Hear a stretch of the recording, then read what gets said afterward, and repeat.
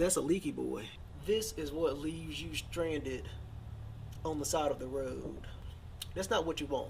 Today we are doing the drive belts and the drive belt tensioner.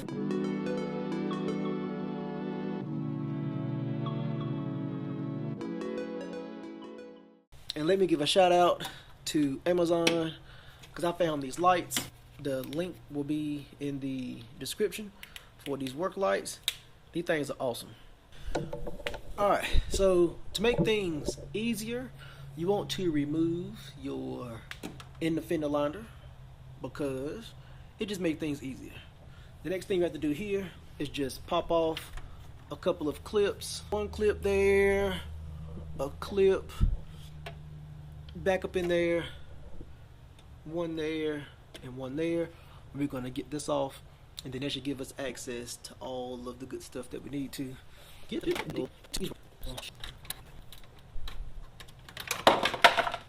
So the panel is removed.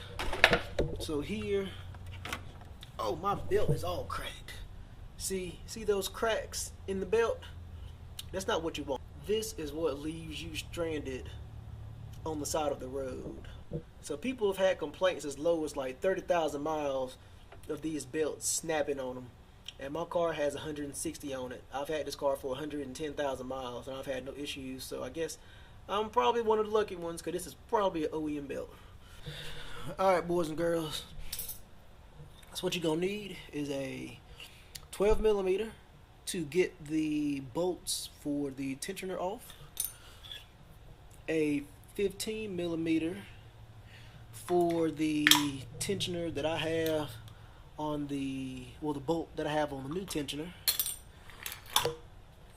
A 21 millimeter for the crankshaft bolt because I don't have the tool for the stretch belt, whatever. I'm gonna show y'all a little something with that, so you ain't gotta buy additional tool.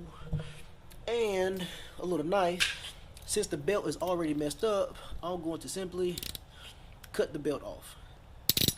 So let's get started with that. I'm just gonna take this knife and just cut this belt because the belt was already trashed anyway. Ha! Alright. I guess it should have been failed on me a long time ago. So you got the water pump belt, and then you have the crank AC alternator belt, which is the one that tends to snap on people. The water pump belt, I could just cut that one off too. People who like to do it, like to do stuff the correct way, a correct way to get this belt on. They put the towel around the belt and then crank it and then give it a little pull it and crank.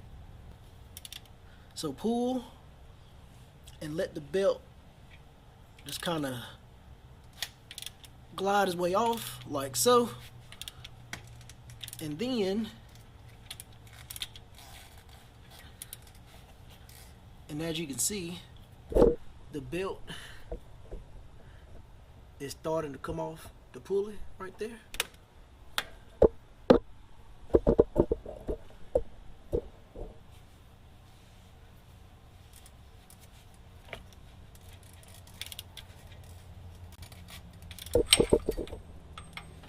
Then it should lose its tension. Congratulations, it's a belt.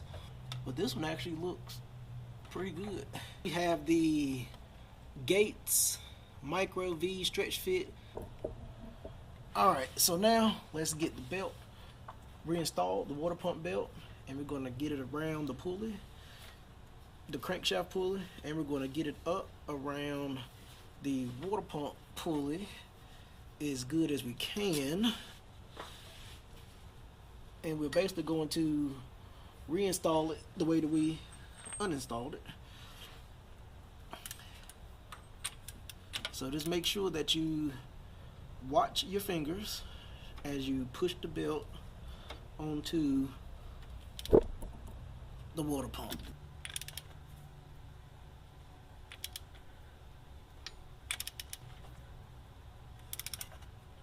And as you can see, the belt should be on there.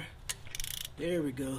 You want to make sure that the belt is all the way on the inside ribs of the crank pulley, and that it's all the way on the ribs of the water pump. And now we are going to get the tensioner removed. And for the tensioner, there is one bolt. Let me get y'all in there. There's one bolt right there, the bolt right there, and they are both 12 millimeters.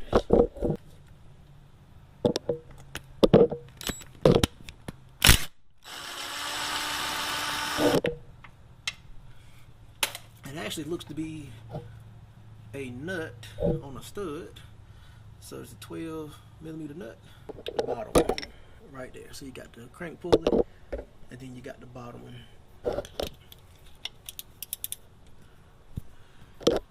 So let's see here. I'm gonna have to put y'all down for a second.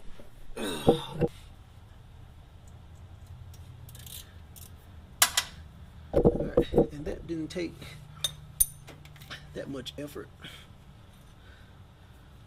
to get that bolt loose.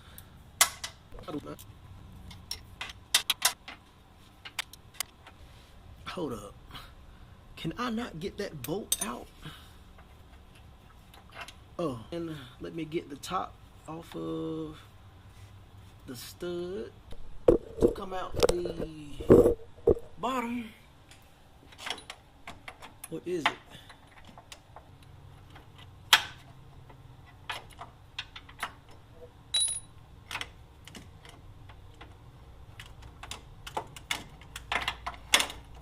Out the back. Oh, there it is. Now is a good time, like always, to compare parts.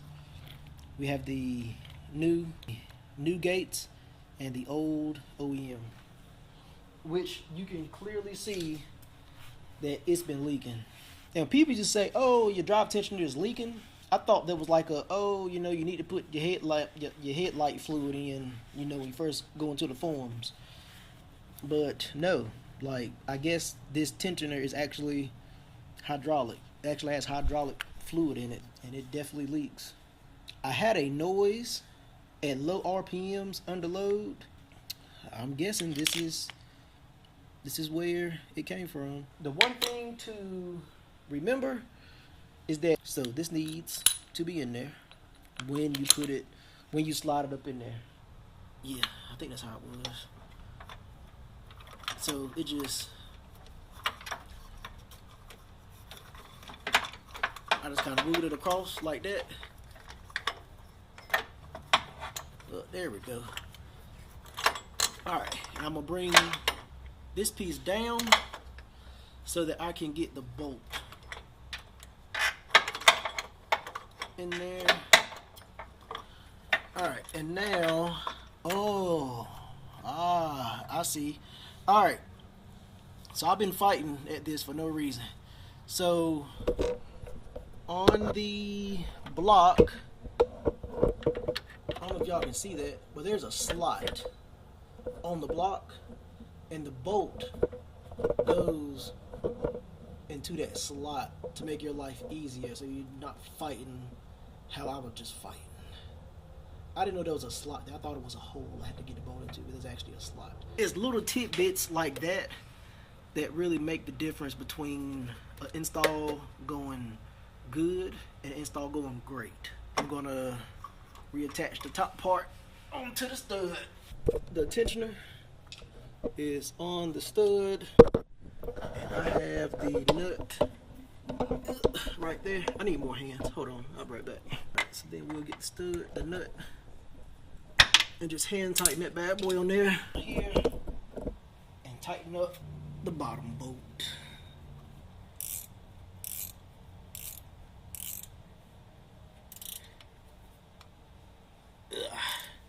Alright, and give it a good hook up. And that bad boy, give it a good, there we go. I don't think that is going nowhere. Let's give it a real quick.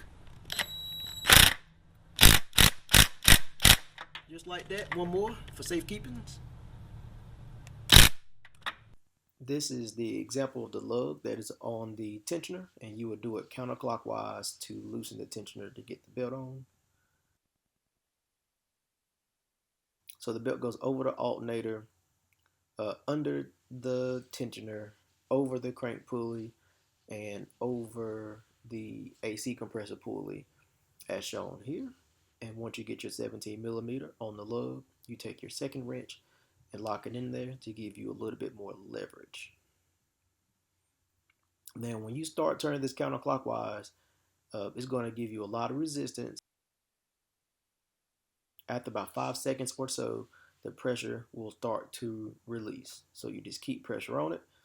The tensioner will start to release, giving you slack to get the belt around the crank pulley. And it actually has a fairly good amount of travel on that tensioner. So if the belt's still not going on, just apply a little bit more pressure slowly, and the tensioner will start to release. And just make sure that you get the belt inside of all the ribs, because as you see, as this loosens up, if you look at the AC compressor pulley, it is actually one rib off. So I have to put the wrench back on the tensioner and loosen it up a little bit, and then make sure that the belt is completely seated evenly on all of the ribs.